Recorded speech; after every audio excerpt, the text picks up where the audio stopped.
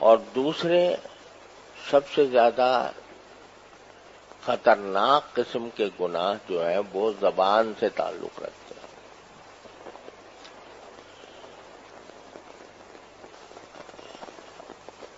جھوٹ سمجھ کر جھوٹ بولنا تو بہت کم ہوتا ہے۔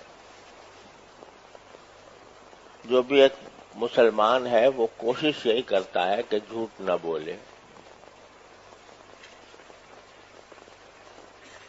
لیکن جھوٹ کو جھوٹ سمجھ کر بولنا یہ تو کم ہوتا ہے۔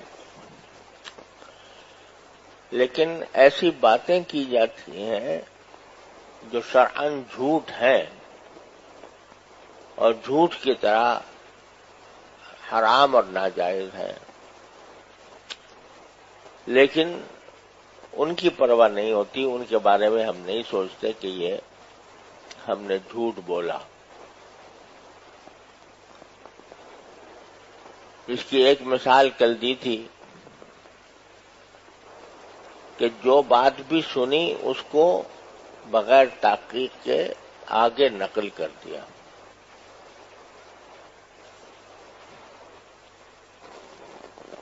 کہیں سے بات سنی، بعض لوگوں کو شوق ہوتا ہے اس بات کا کہ سب سے پہلی خبر ہم دیں لوگوں کو، ہم یہ اعزاز حاصل کریں کہ سب سے پہلی خبر ہم نے دی۔ تو اس اعزاز کو حاصل کرنے کے لیے تحقیق کے بغیر بھی اس خبر کو آگے چلتا کر دیتے۔ یہ بھی جھوٹ ہی کی ایک قسم ہے۔ رسول کریم صلی اللہ علیہ وسلم نے اس کو جھوٹ ہی کی ایک قسم قرار دیا۔ اس سے افواہیں پھیلتی ہیں، غلط فہمیاں پھیلتی ہیں، جھگڑے ہوتے ہیں، تنازعات ہوتے ہیں، بہت زبردست نقصان پہنچتا ہے۔ اور قرآن کریم نے زبان کی گناہوں پر خاص طور سے بہت زیادہ اہمیت کے ساتھ اس کے ایک ایک گناہ کو